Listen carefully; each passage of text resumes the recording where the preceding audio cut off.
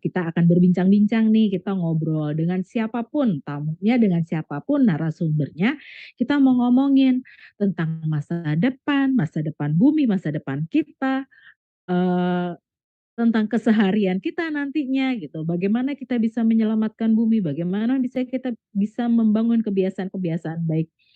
Dan yang jelas, ini merupakan ruang untuk kita terus membangun sebuah sustainable Indonesia. Jadi progresnya bisa kita ikuti di dalam ruang lestarilah Indonesia. Siapa sih orang-orang di balik Lestarilah Indonesia? Jadi anak-anak muda yang ada di dalam Lembaga Alam Tropika Indonesia. Di sini uh, anak-anak muda yang berpikiran cukup luas, membantu untuk kita bisa menyoroti isu-isu lingkungan apa yang sedang hot, yang sedang panas dibicarakan. Nah, kali ini kita mau ngomongin masalah social forestry sebagai jalan utama pengelolaan hutan lestari. Mungkin udah banyak ya kita mendengar apa sih pengelolaan hutan lestari, seperti apa sih pengelolaan hutan lestari, dan di dalam konteks pengelolaan hutan lestari seringkali masyarakat dianggap sebagai pihak yang menghambat proses-proses untuk pengelolaan hutan yang lestari. Namun kenyataannya adalah apabila masyarakat itu kita rangkul gitu ya, dalam suatu program khusus yang memang mengena kepada mereka, maka bukan tidak mungkin bahwa pengelolaan hutan lestari ini melibatkan masyarakat secara seluruhnya. Karena memang pada dasarnya rakyat Indonesia itu berawal dari hidup dengan alam.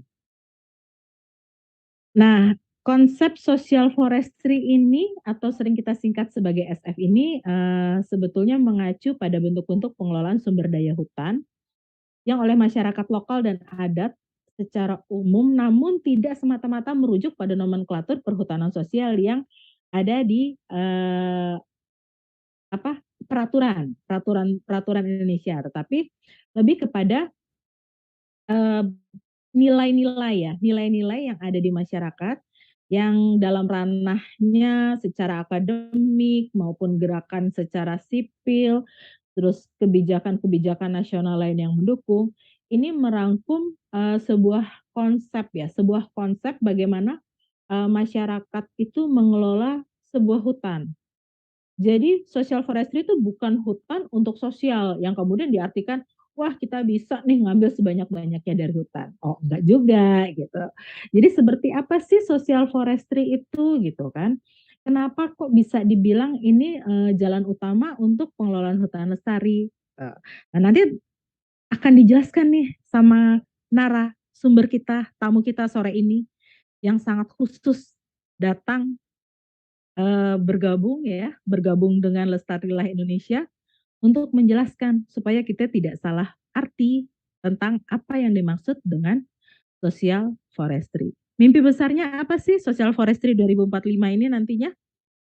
Wana Kanaya Sembada, yang artinya hutan lestari, masyarakat sejahtera, desa mandiri.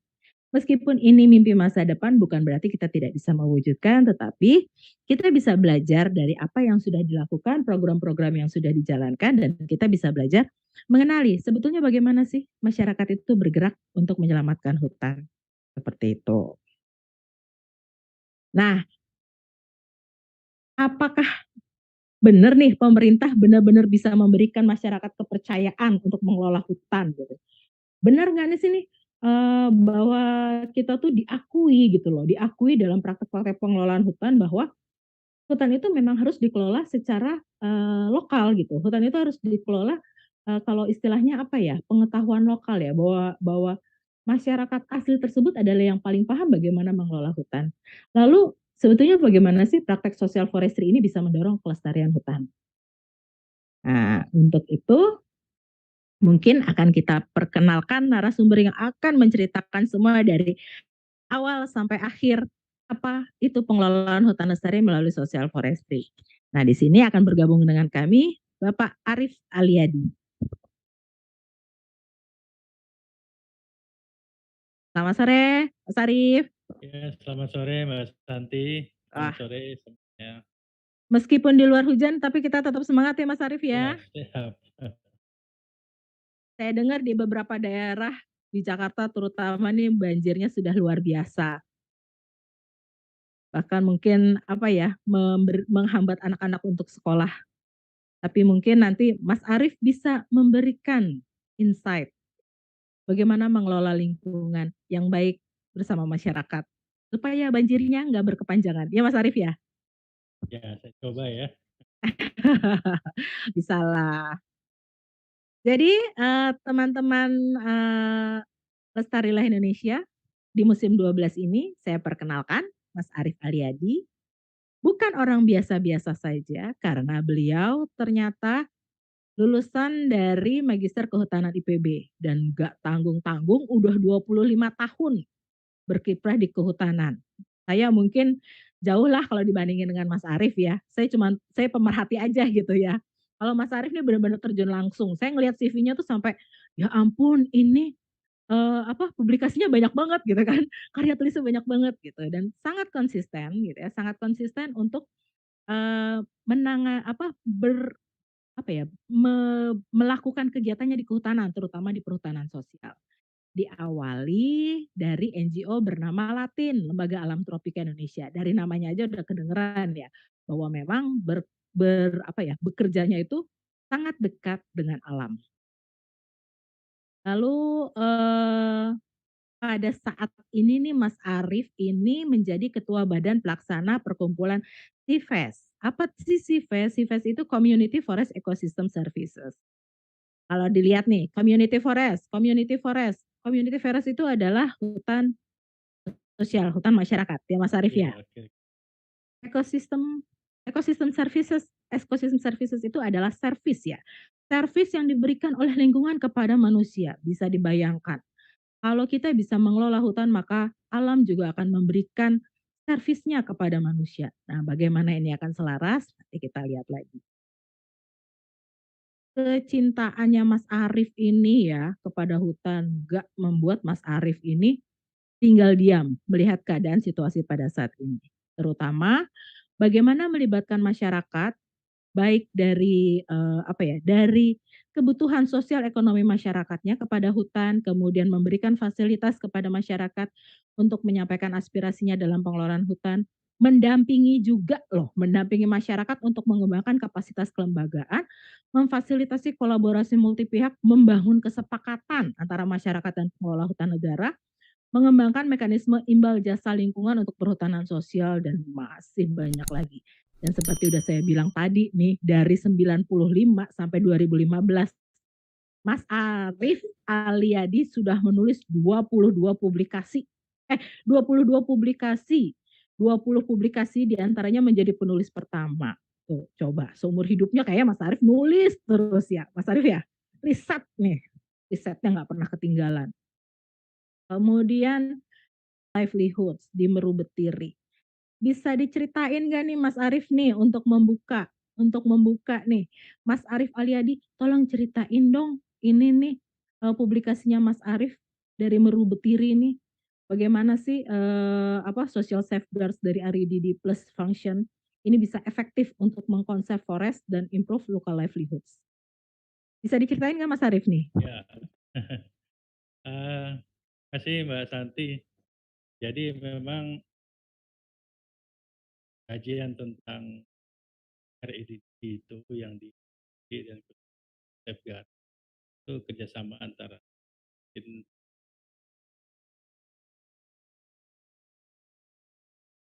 uh,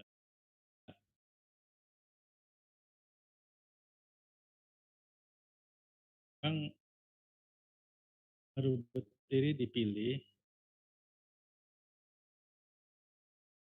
kasih itu jadi REDD.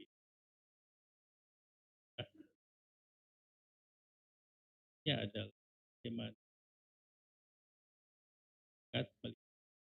dalam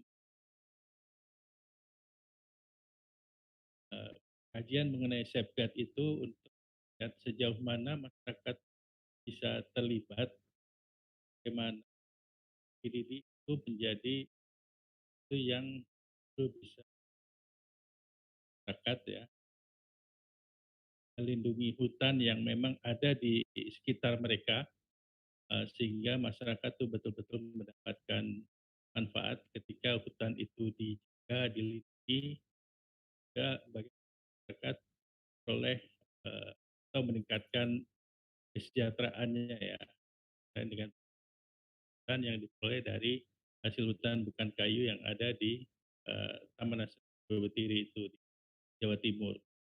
Nah, pada intinya adalah ketika kita bicara soal safeguard, kita bicara soal keselamatan masyarakat yang ada di sekitar hutan dan bagaimana proyek itu tidak berimbas negatif kepada masyarakat.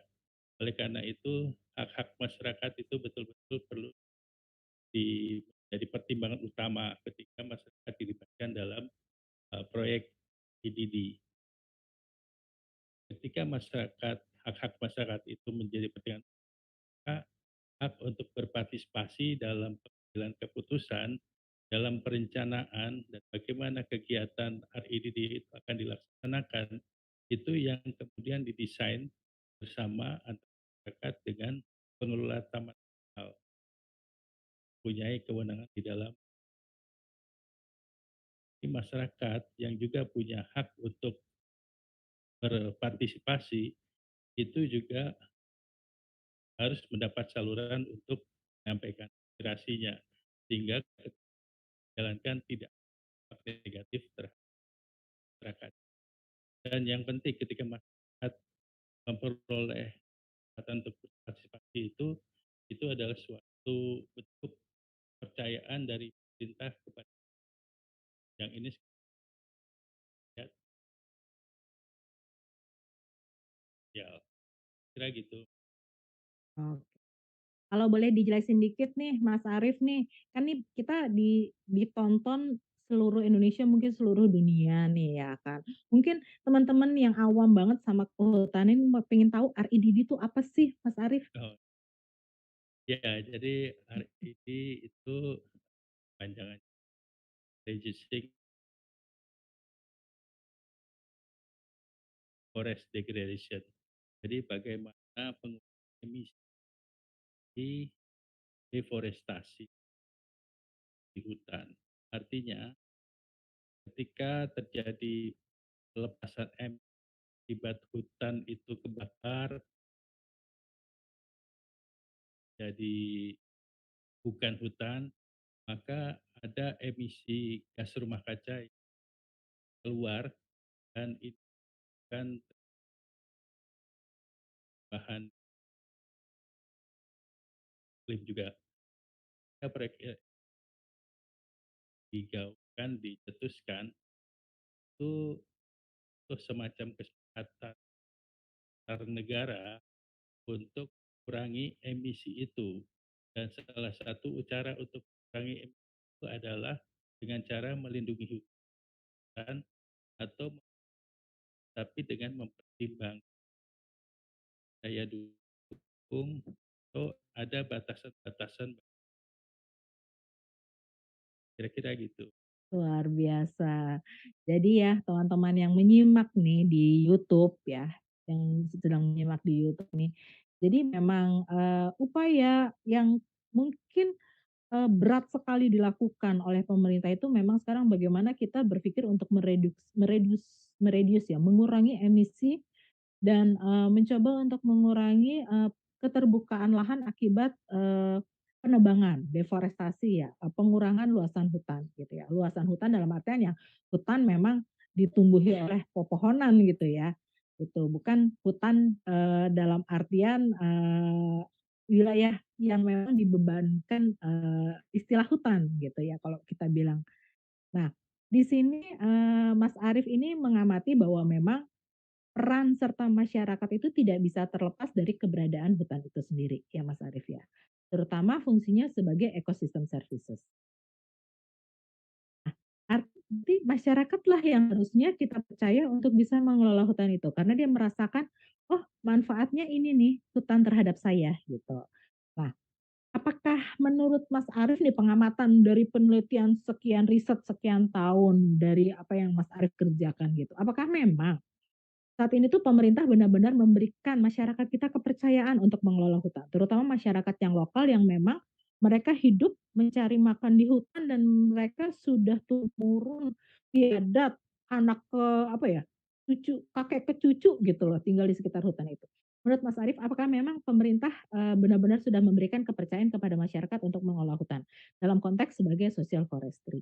Iya, saya apa, senang ya dengan kebijakan perhutanan sosial yang ini sudah menjadi satu bukti bahwa kepercayaan mana pemerintah telah melakukan seluruh 12 sosial. Sosial itu adalah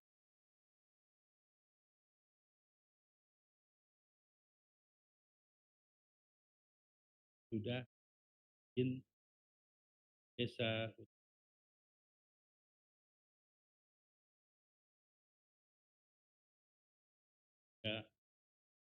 itu bentuk-bentuk dari hal yang dengan adanya izin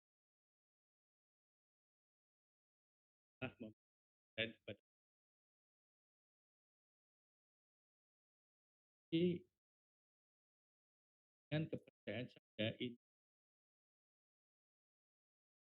itu adalah prioritas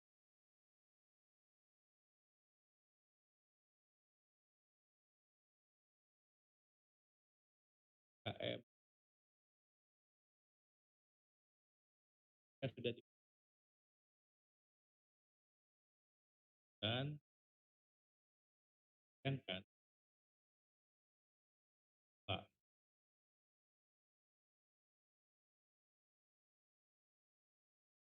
Gas apa saja isi yang ada di dalamnya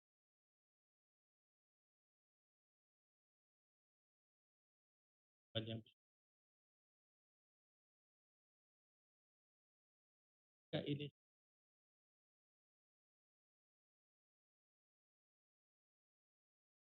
gimana hitung berapa banyak yang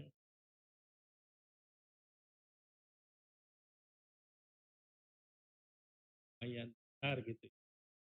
Sekarang ini tidak semua. Gap yang kedua,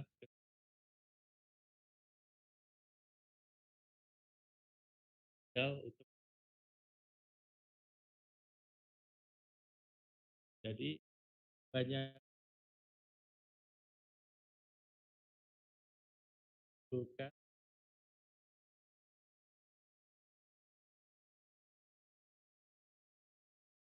itu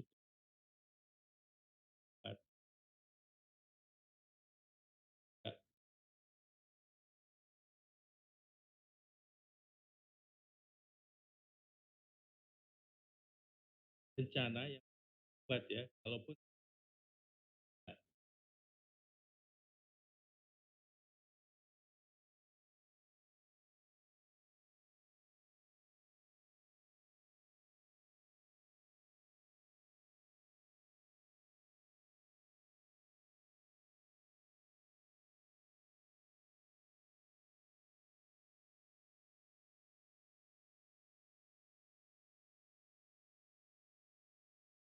dimulai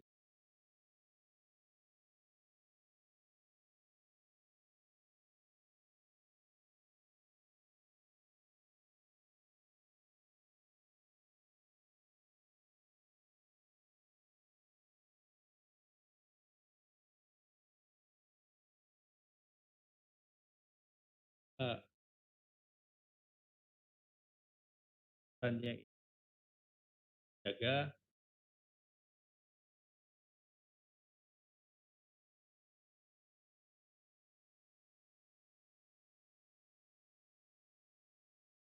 Mhm. Nah, permasalahannya kan gini nih Mas Arief nih gitu ya. Kalau kita melihat, masyarakat lokal, masyarakat adat itu kan mereka memang, apalagi yang hidup di dalam hutan atau di samping hutan itu kan mereka secara naluri mereka akan, menjaga si hutan tersebut karena mereka merasakan, "Oh saya dapat benefit-nya ini nih, saya dapat keuntungannya dari hutan tuh seperti ini, air terjaga, lingkungan terjaga, satwa terjaga," gitu ya, dapat makanan gampang gitu. Nah, bagaimana dengan situasi sekarang nih, bisa dibilang informasi itu masuk ke dalam masyarakat terlalu cepat, informasi dari luar. Banyak hal-hal yang kemudian, menjadi input ke masyarakat bahwa, eee, untuk bisa memiliki ekonomi yang tinggi, itu cara paling mudah adalah dengan membuka hutan, membuat kebun, atau misalkan, di situ ada barang tambang, diserahkan kepada pengelola tambang, dibuka, dibikin jadi tambang, atau misalkan masyarakatnya, "Aduh kayaknya saya lebih cepat kalau saya beternak," gitu ya, beternak hutannya dibuka, ditanamin rumput, dipakai untuk mereka beternak. Nah, dari Mas Arief sendiri gitu ya, melihat, situasi masyarakat yang sekarang sudah lebih, lebih bermacam-macam, terus kemudian pola pikirnya mungkin lebih banyak, masuk informasi yang mungkin tidak seimbang dengan rencana pengelolaan social forestry ini nih, bagaimana membawanya gitu? Kan tadi seperti Mas Arfi bilang, kita perlu ada capacity building gitu ya, kita harus meningkatkan kapasitas masyarakat untuk bisa mengelola hutan ini. Nah, perjuangannya tuh bagaimana nih Mas Arif nih, untuk bisa masuk dan mengajak masyarakat untuk, "Yuk kita membangun hutan sebagai social forestry, ada kok keuntungannya, nanti begini-begini." Gimana Mas Arif tuh? Ya, yang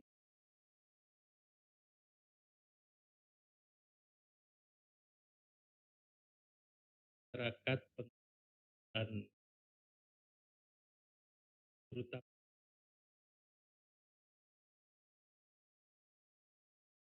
agar bisa hubungan ini pas dan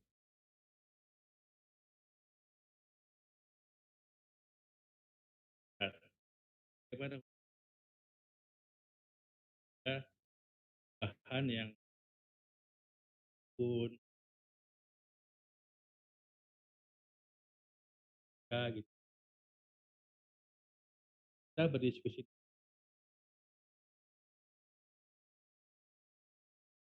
kalau masalah jaga hutan,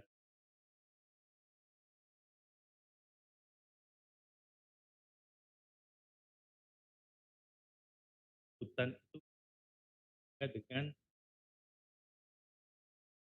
upaya dari tapi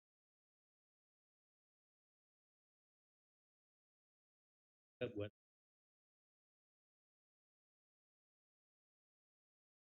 dana itu tahun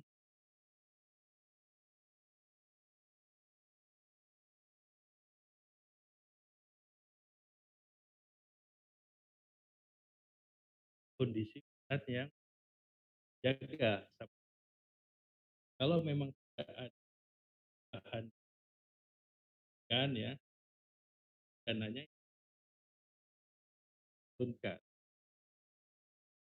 Saya juga menentukan berapa banyak perubahan dibolehkan maksimal ya,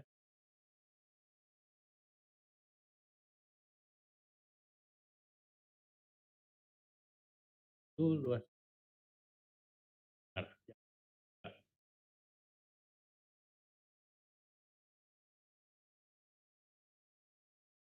Itu kita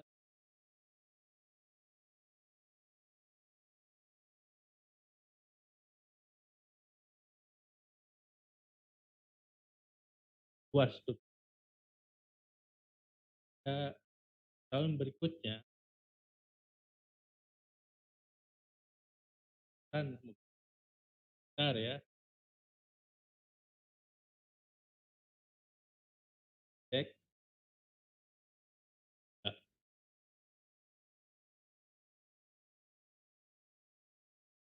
gitu.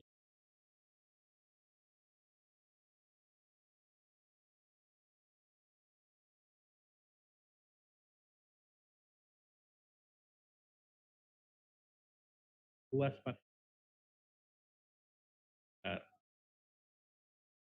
Artinya kalau oh, ternyata koran dan kasih itu 6, maka sudah maksimal. Jadi siaran. Tapi Hmm. kalau misalnya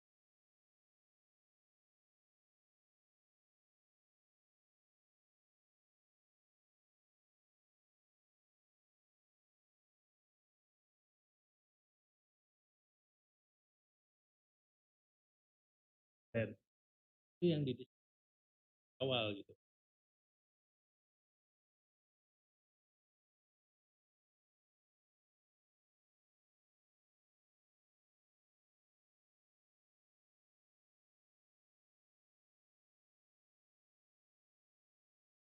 Kalau bersepakat di situ. Jadi Tapi arealnya ini, Mas Arif, arealnya ini berarti, ini maaf nih, perlu ditegaskan nih, arealnya nih di lahan milik masyarakat atau di lahan yang memang menjadi tanggung jawab pemerintah ya, di dalam hal ini adalah KLHK? itu lahannya hutan desa atau Oke. perhutanan sosial yang sudah Mhm. dapat izin. Jadi itu Oke. jelas tanggung jawabnya masyarakat. Mmm. Jadi ya kali ketika masyarakat sudah dapat izin, Mhm. tapi mereka tidak punya modal, tidak Mhm. kapasitasnya harus ditingkatkan, kami menawarkan program ini. Pak, kami ini yang kegiatan pertama itu ada program peningkatan kapasitas, lain ada kegiatan patroli yang harus dilakukan ya, sehingga tahun depan itu nanti akan dievaluasi lagi. Apakah betul hutannya itu terjaga, kemudian kapasitas masyarakatnya ini sudah meningkat sejauh mana ya, enggaknya ini juga kan ada kegiatan-kegiatan atau sudah mulai dikembangkan. Ini adalah bagian dari program, tapi bagian yang cukup penting adalah perlindungan harian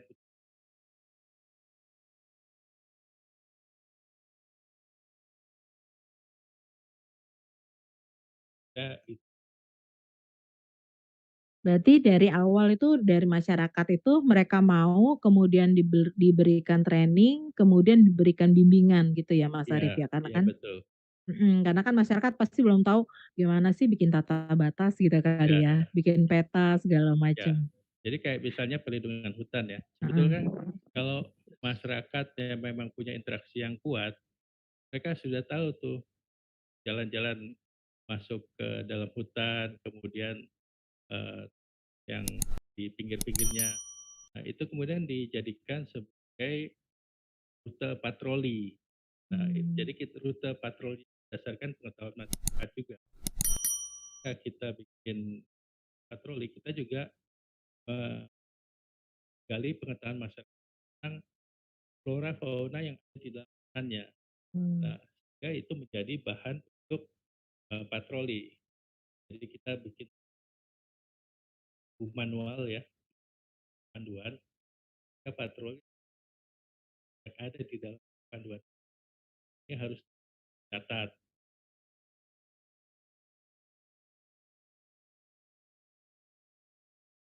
masih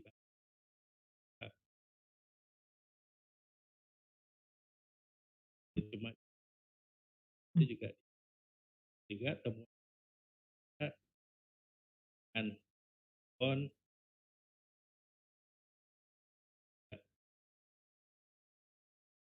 patrolinya. Berarti ini mereka dalam sebuah kelompok ya? Kelompok mungkin kelompok tani gitu ya, Mas Arif ya? Nah, kalau Masyarakat. di hutan desa, itu kan memang pengelola hutan desa harus sudah didaftarkan ke LHK. Jadi ketika Mmm. mereka mengajukan usulan hutan desa, itu sudah ada lembaganya yang didirikan oleh kepala desa yang namanya LPHD. Kita kerjasama LPHD itu. Mmm. Nah, kalau begini kan berarti masyarakat harus diyakinkan ya bahwa, kamu kalau jaga hutan tuh kamu akan dapat untung loh," gitu ya kan. Dapat untung gitu ya, untungnya ini gitu ya. Selain dari selain dari dana yang memang disiapkan untuk masyarakat ya sebagai, sebetulnya reward ya, penghargaan atau imbalan bahwa mereka sudah menjaga hutan, pada saat awal, mau proses untuk setelah hutan desa ini ditetapkan gitu ya, eee, bagaimana sih Mas Arief menyampaikan ke masyarakat tuh, keuntungan apa saja yang mereka dapatkan sebenarnya kalau mereka itu menjaga hutan, atau dalam lingkup social forestry-nya ini? Ikut mengelola hutan maksudnya gitu Mas Arief? Ya biasanya memang, eee, yang tidak bisa nilai dengan uang ya, Iya, seperti heeh, air, betul. kemudian sungai yang bersih, Mhm. itu hanya air bersih, air tetap. Tapi juga ada juga masyarakat sebetulnya nih kalau kalau kita berhasil nih jaga, kira-kira apa nih menurunkan, ya itu kan memang kalau ini mau kan berarti itu program atau kegiatan apa saja, kegiatan yang kita hitung bersama ada kebutuhan tahunnya PHD itu betul dari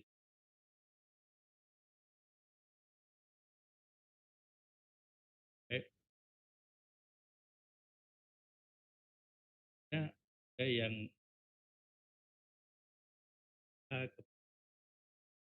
kedua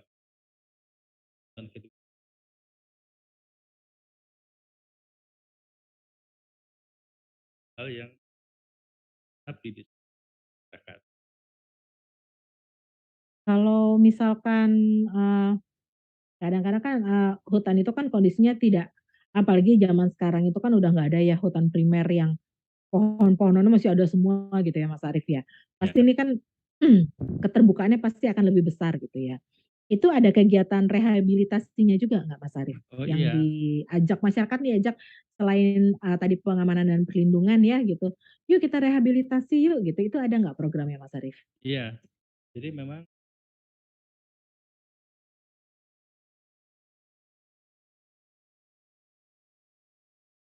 masih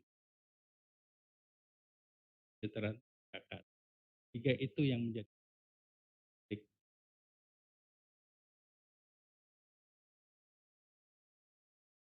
Kalau masyarakat melakukan rehabilitasi ini berarti, ya mereka sebagai pengelola gitu ya, Oh tidak iya, tidak, tidak kalau kayak gini nih, sorry nih kita nyebrang, kalau misalkan kita ngomong ke HPH gitu ya, melibatkan masyarakat untuk rehabilitasi di kanan kiri sungai kan, mereka dilibatkan, tidak sebagai kelompok masyarakat yang memang, oh ya dengan kesadaran penuh kita ikut nanam nih kanan kiri sungai, tapi lebih ke ini saya kasih ini sebagai, tenaga harian atau apa gitu.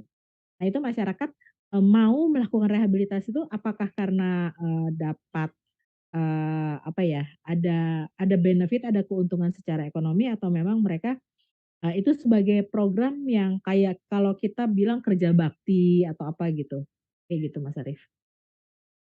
enggak juga. Jadi ketika rehabilitasi itu betul-betul dilakukan untuk ikan dan yang terdegradasi, yang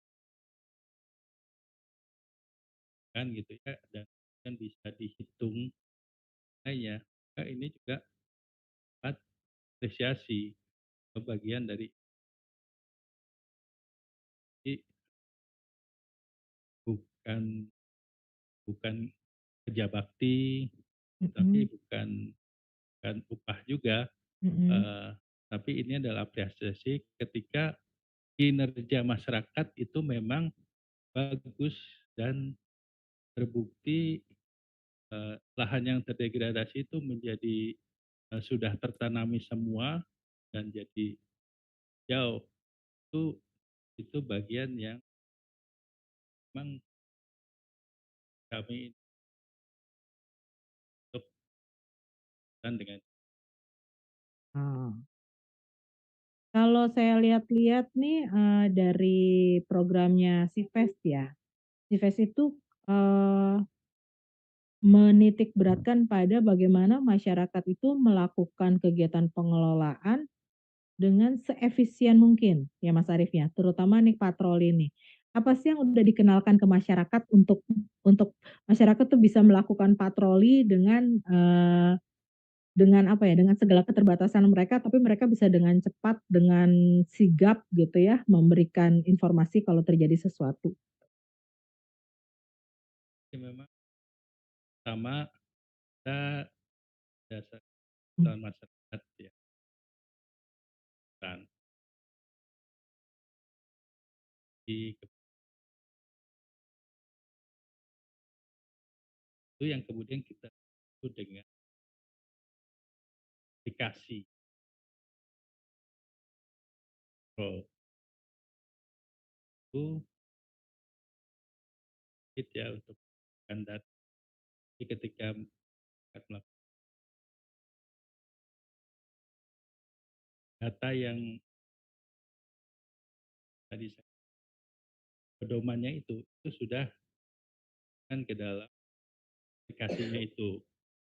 Ya ketika kan ada temuan A atau pohon, itu udah ada pilihannya, lebih mudah untuk centang gitu ya. Ketika selesai patroli, ini sudah ada format, bisa otomatis keluar dari situ. Jadi format ini rutenya sudah tergambar dan berapa kilometer orang yang temukan. Tiap lihat lagi itu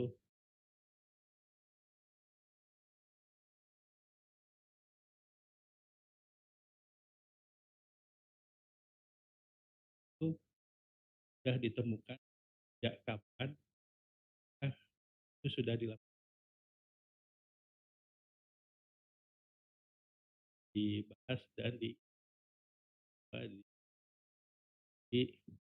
ya, itu bagian dari rehabilitasi kan seperti itu. Wah keren juga nih, udah ada aplikasinya gitu. Kira-kira memungkinkan nggak Mas Arief kalau aplikasinya tuh diterapkan di masyarakat umum seluruh Indonesia gitu, jadi kita bisa ikut berperan serta gitu? Ya, ini kan bisa deh, kalau sinyal memang kita ketika link sinyal lagi, tidak ada gangguan lah kan.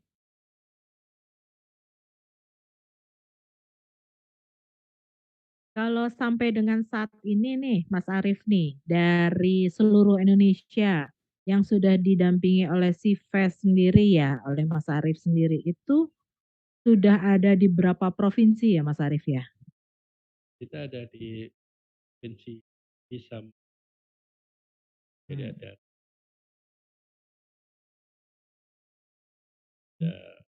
kan sudah desa ini itu mau Kalimantan itu yang bikin gambut. Jadi Wah, yang iya betul. yang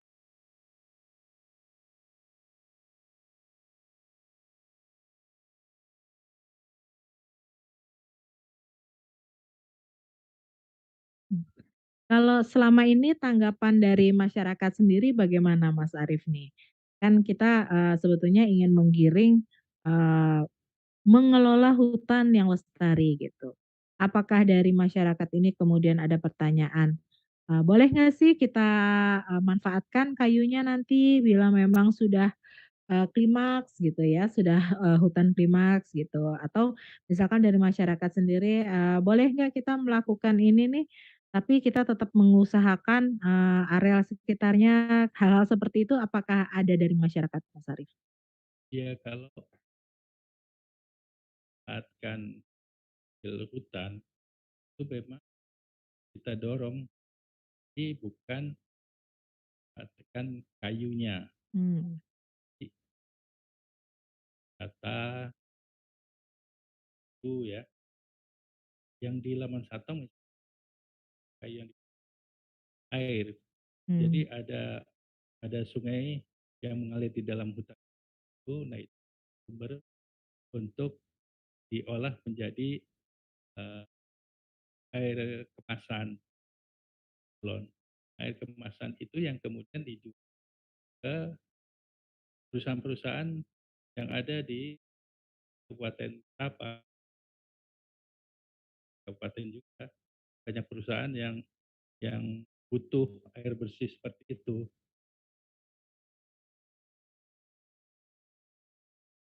untuk dari rakyat gitu ya.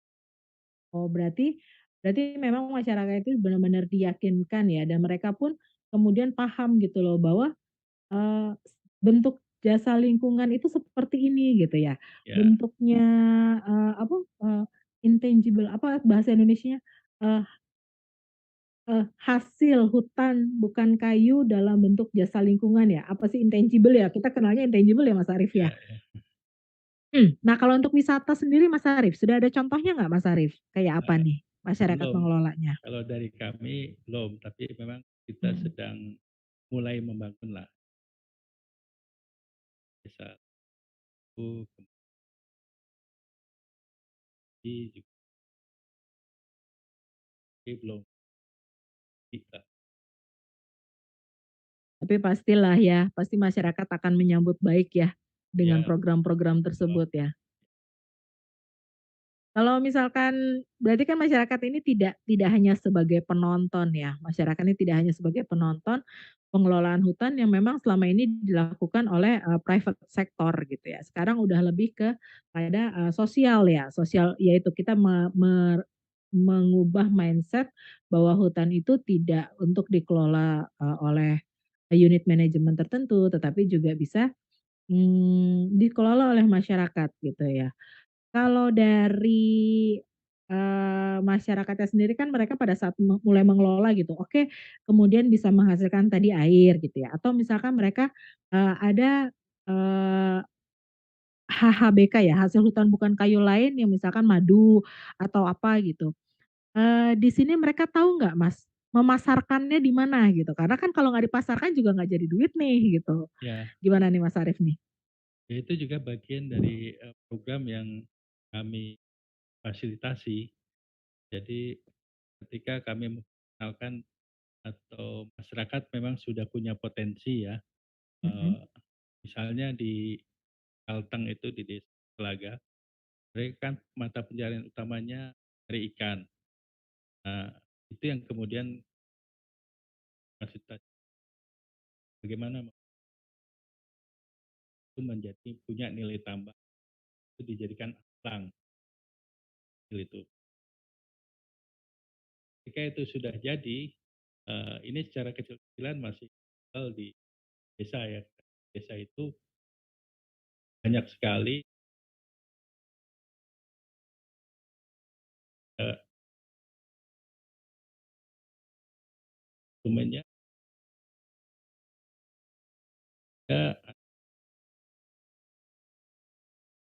ada di sana. Nah itu banyak ini. itu satu. Kita juga membantu coba arkan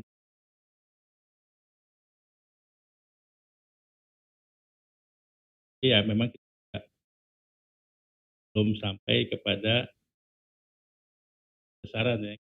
Itu intinya masyarakat tuh belajar berbisnis, kan belajar membuat cuannya juga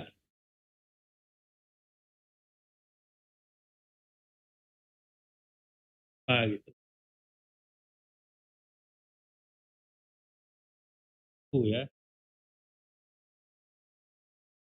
kan ketika udah dapat, ini udah hasilnya nih, pengennya itu dibagi atau Iya. tapi nggak pikir nih buat ke depannya gimana lagi nih. Nah, itu yang perlu di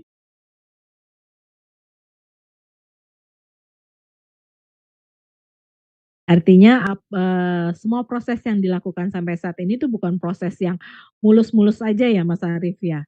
ya Nah, hambatan terbesar nih yang pernah dirasakan oleh Mas Arief dan tim dalam apa ya, memberikan kapasitas, menambahkan kapasitas kepada masyarakat untuk pengelolaan hutan dalam lingkup sosial forestry ini, hambatan terbesarnya apa sih yang Mas Arief rasain gitu?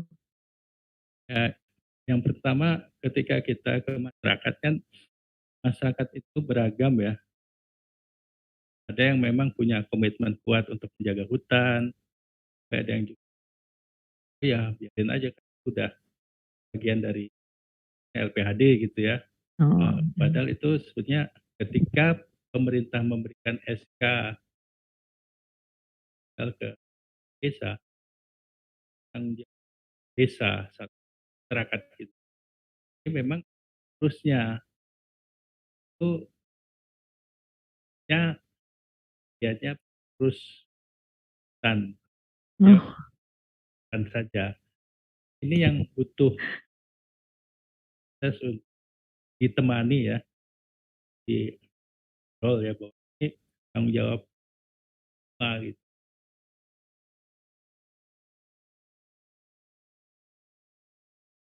Usaha itu agak sulit ketika bikin bisnis plan gitu. Plan kan kita harus menghitung tuh modal besar skala usahanya ya. Maka ternyata berpikir seperti itu agak berat gitu. Kita harus dimulai kecil dan yang penting ada bukti dulu bukti bahwa usahanya ini bisa loh datangkan ada potensi untuk jadikan besar. Terus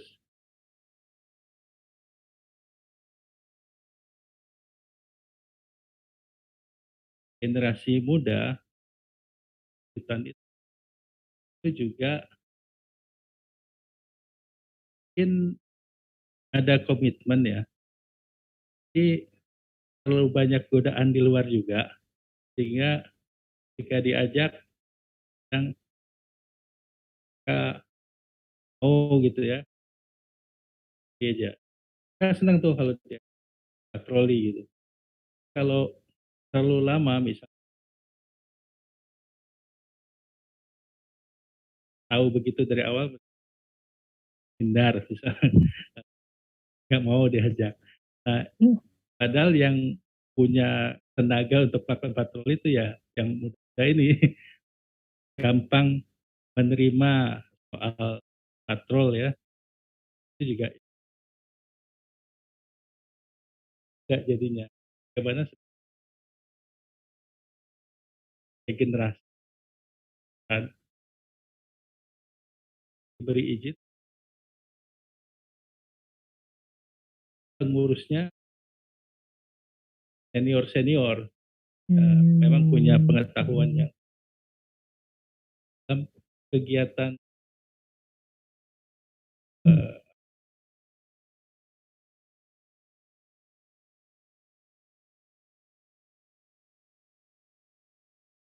libatkan Mungkin bisa kali ya Mas Arief ya, untuk yang apa, generasi muda ini kita pacu kalau sekarang kan modelnya semua dikabarkan ya melalui media sosial gitu ya Mas Arief ya, Ya, gitu. Kayak kalau ada tuh YouTube-nya Kalowit ya, Kalowit, ya, keluarga Kalowit. Apa, mungkin bisa didorong mereka bikin konten ya YouTube gitu loh, bagaimana mereka mengelola hutan. Kayaknya seru juga tuh Mas Arief tuh. ya sih memang, ini ada rencana, ini bertahankan gitu ya, mungkin mereka mau dulu ikut kan kita.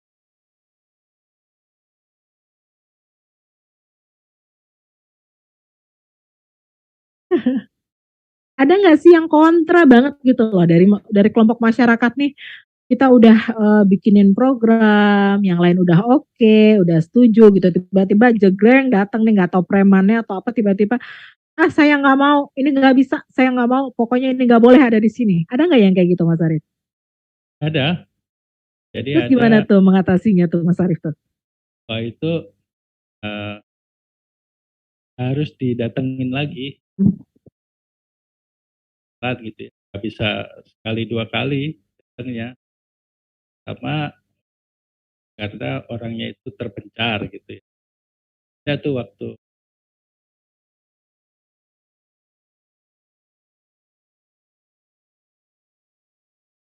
tolak tuh, jangan ke sini lagi gitu. Ini kemudian eh, kita datangi sama ke orang perintah dusunnya, izin kita tinggal, didatangi ya, dicoba dikumpulkan lah cara bersama, kira-kira baiknya gimana yang bisa muncul dari situ,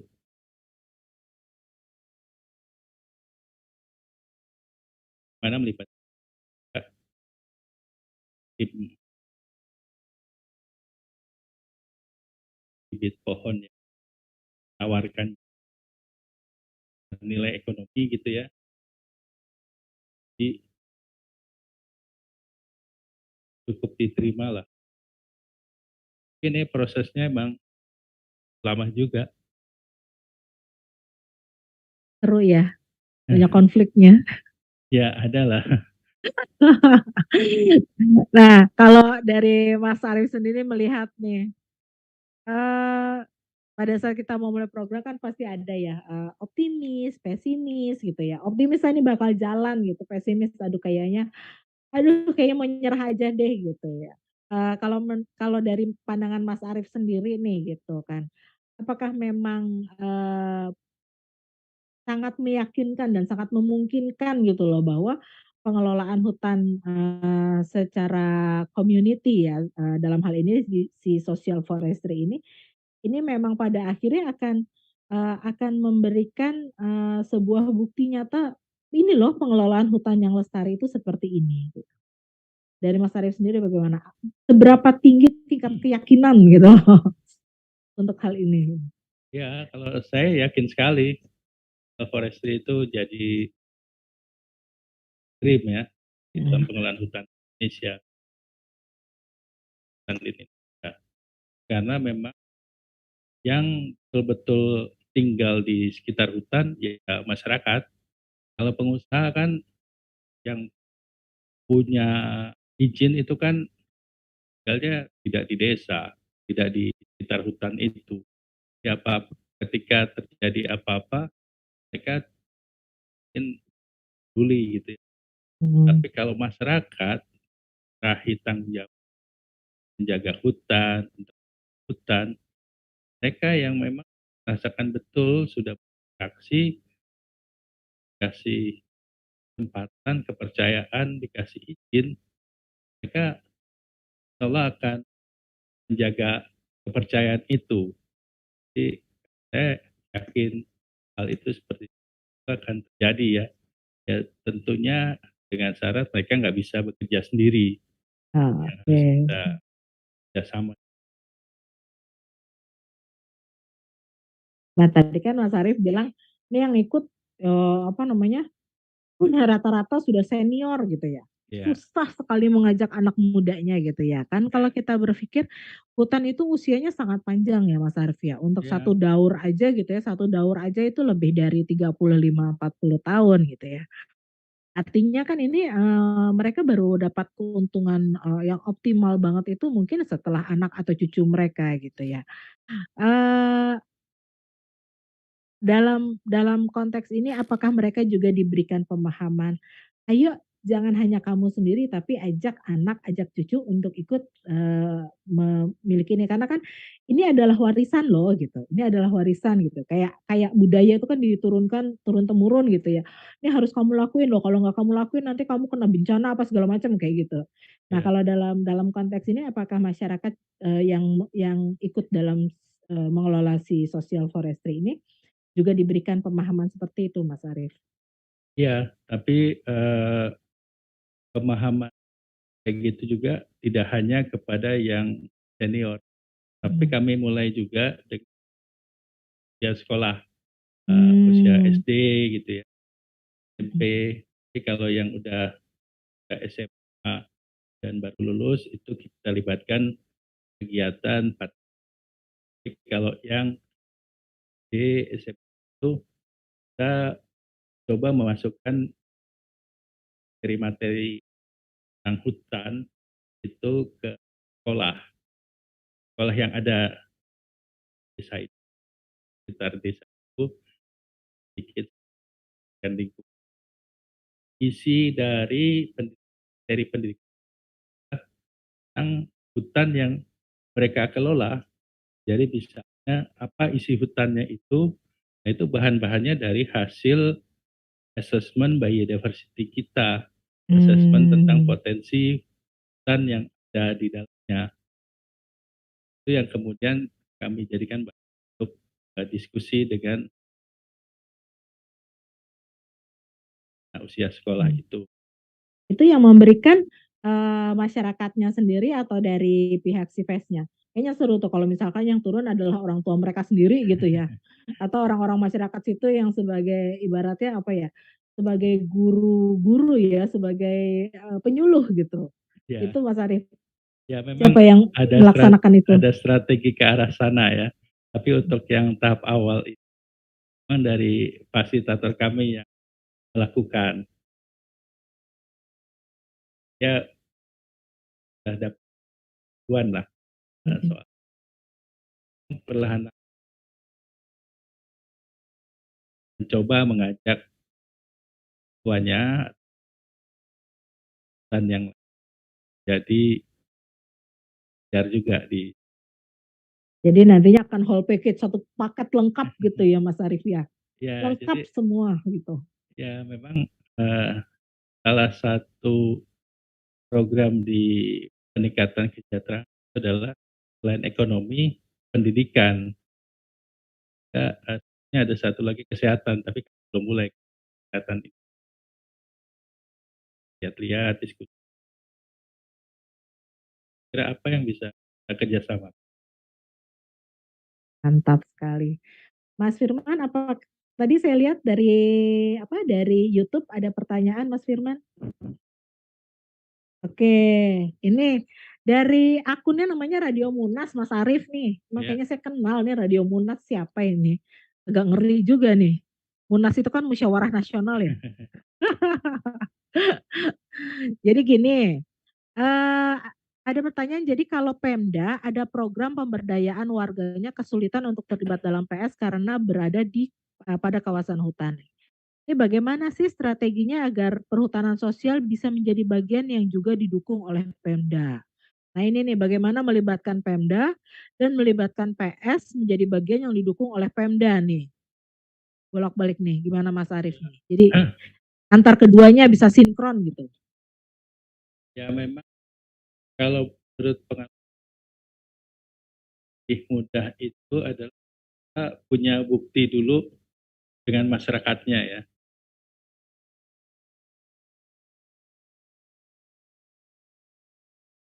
Kan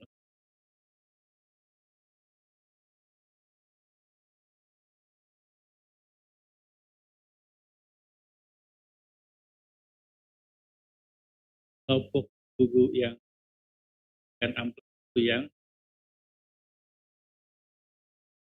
besar, yaitu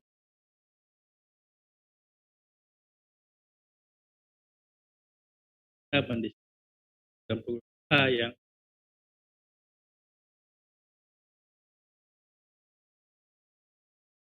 yang agak kesulitan biasanya nih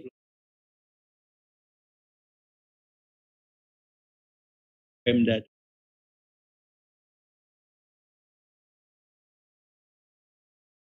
kan agak sulit gitu,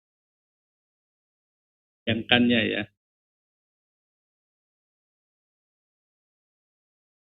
enak kalau kegiatan di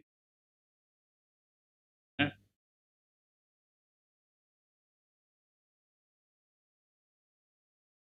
Artinya di sini, Pemda, diajak namun juga ditunjukkan bahwa ini benar loh bisa jalan gitu ya. Iya, Oke, ada lagi Mas Firman dari YouTube-nya? Kalau saya boleh bertanya agak ini ya Mas Arief ya, dukungan apa sih yang udah diberikan oleh pemerintah untuk program ini? Selain tadi penetapan kawasan sebagai social forestry. Apakah misalkan dukungan keamanan, dukungan, lebih ke amanan kawasan ya? Kayak, kepastian untuk berusaha itu kan kayak, penetapan selain izin bahwa tidak akan terganggu oleh pembukaan tambang, tidak akan terganggu oleh pembukaan kebun gitu. Kira-kira ada nggak dukungan seperti itu dari pemerintah, Mas Arief? kalau saya lihat ya hubungan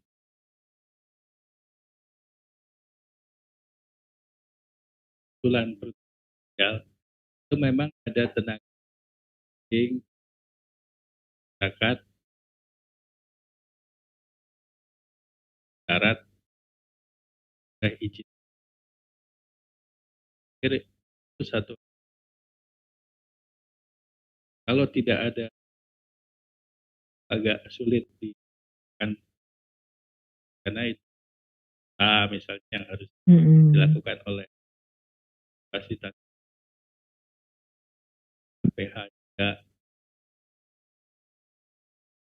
PH sehingga harus disinkronkan dengan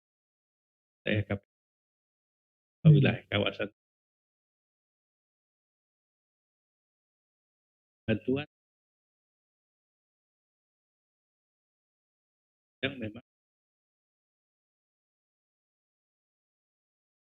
intinya yang terus dipindahkan ke lokasi lain yang memang harus diurus juga izinnya, yang ini dianggap selesai dan sudah gitu. Eee, Tenaga pendamping itu kebutuhan, tapi ketika bicara mengenai dari pemerintah, ini yang ada kendala, eee, tidak hanya bertugas di satu desa, tapi di satu wilayah yang dapat kesulitan bagi masyarakat, ada masalah jauh gitu ya, makanya itu jadi hilang atau tidak terpecahkan visi. Tapi masyarakat pasti sudah bisa ya, sudah paham bagaimana untuk, eee, solusinya apa nih gitu. Mereka sudah paham ya Mas Arief ya? Ya, kalau, mereka bisa mendiskusikannya bersama ya, Heeh. sama kawan kesadaran untuk mendiskusikan masalah itu secara terbuka, saya pikir itu akan lebih banyak opsi-opsi.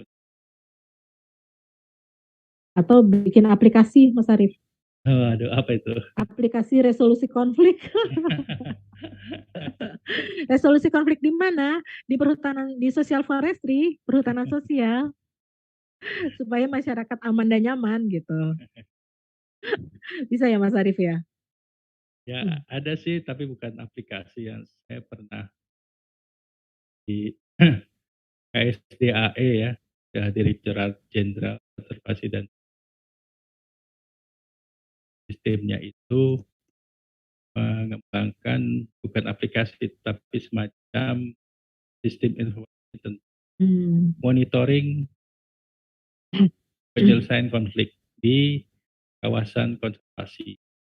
Jadi mulai dari identifikasi konflik, itu konfliknya apa, melibatkan siapa, lokasinya di mana, tanya konfliknya itu ada petanya juga yang di-upload gitu. Dan eh, apa diskusi yang sudah dilakukan dan hasilnya opsi pilihan solusinya apa. Nah, ketika itu di monitoring apakah opsi 1, 2, 3 ini dilaksanakan, itu ada di dalam sistem informasi itu. Itu adanya di Direktur Jenderal KSDAE. Memang menjadi kebijakan KSDAE untuk konflik yang memang banyak terjadi di kawasan konservasi. Nah, kalau kita mau cari info nih, Mas Arief, kalau kita mau cari info mengenai program-program social forestry apa saja yang sudah apa ya, yang sudah berjalan ya, didampingi oleh CIFES gitu ya. Dan seberapa jauh sih perkembangannya itu kita bisa tahunya dari mana ya Mas ya? Sudah ada webnya kah atau misalkan dari artikel atau dari jurnal seperti itu? Kalau dari artikel atau jurnal memang ya web baru, baru mulai lah s.id. Cifes.id. Wah, nanti taruh di itu ya, di komennya ya Mas Firman ya. Uh, saya pikir ini Mas Arief, kalau kami pikir tuh ya masyarakat itu pasti akan antusias ya gitu. Saya sendiri adalah keturunan dari orang tua yang memang rumahnya di hutan gitu loh pada masa itu gitu kan. Yeah. Kalau di hutan di Jawa saja hutan bisa bertumbuh, berarti bukan tidak mungkin bahwa di luar Jawa yang memang potensial arealnya tanahnya masih sangat luas, tanah kosong yang masih sangat luas bisa dijadikan hutan kembali ya Mas Arief ya. Ya, ini juga akan Hmm. yang pas kan hutan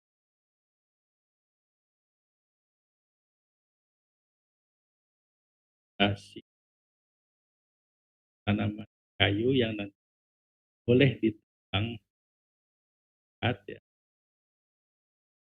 Mana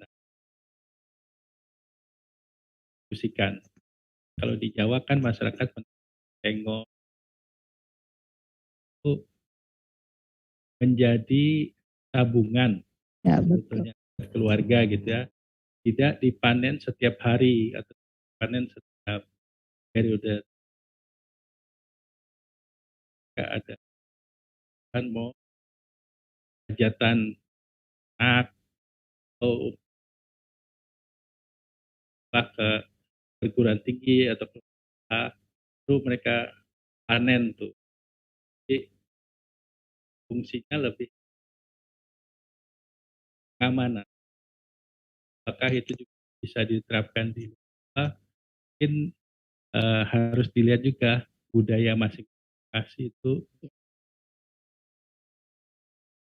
Memang apa ya, kalau yang pernah saya pelajari dan saya amati adalah kegiatan pengelolaan yang terbaik adalah pengelolaan yang juga memperhatikan dari tingkat tapak, bagaimana situasinya, bagaimana masyarakatnya, bagaimana budaya yang ada di sana. Karena Kalau kita masukkan sesuatu yang berhasil dari tempat lain, belum tentu di situ berhasil karena memang pasti ada perbedaan kultur gitu ya Mas Arief ya? Ya, Ya luar biasa. Artinya social forestry ini bisa jadi memang jalan utama untuk pengelolaan hutan lestari karena masyarakat di situ adalah yang paling paham, seperti apa lingkungan mereka, seperti apa hutan itu harus dikelola berdasarkan, budaya yang selama ini mereka jalani dan kebiasaan-kebiasaan yang, hal-hal yang mungkin tadinya, menghambat pengelolaan hutan lestari mereka akan sadar bahwa itu sebenarnya harus direduksi supaya pengelolaan hutan lestari. Jadi, eee, kita tingkat keyakinannya yakin banget ya Mas Arief ya bahwa ini akan berjalan dengan smooth, bukan smooth sih enggak ya, tapi pasti akan ada hasilnya gitu ya Mas oh Arief ya? iya, ujungnya tuh adalah ujungnya untuk bagaimana sejahtera hutannya juga terjaga atau lestari. Itu Nah, ujungnya oke mantap. Penutupnya adalah kita akan yakin bahwa masyarakat yang mandiri, masyarakat yang, mandiri bisa menjadikan sebuah pengelolaan hutan yang lestari. ya, Masyarakat yang mandiri dan bahagia ya Mas Arief ya? ya, Ya, jadi, teman-teman semua, teman-teman Lestarilah Indonesia, itu yang bisa disampaikan ya dari Mas Arief gitu bahwa, eee, kita yang paling tahu apa yang ada di lokasi terdekat kita, di lingkungan terdekat kita. Jadi memang bukan hal yang tidak mungkin bahwa masyarakat bisa ikut terlibat dalam pengelolaan hutan, bahkan menjadikan pengelolaan hutan itu adalah hutan yang lestari. Lestari secara ekonominya untuk masyarakat, lestari, sosialnya ya untuk masyarakat, dan secara produksi tetap menghasilkan walaupun tidak ditebang, tidak dimanfaatkan kayunya. Ada airnya, ada wisatanya, ada mungkin sekarang kalau kita dengar dagang karbon, apa sih dagang karbon?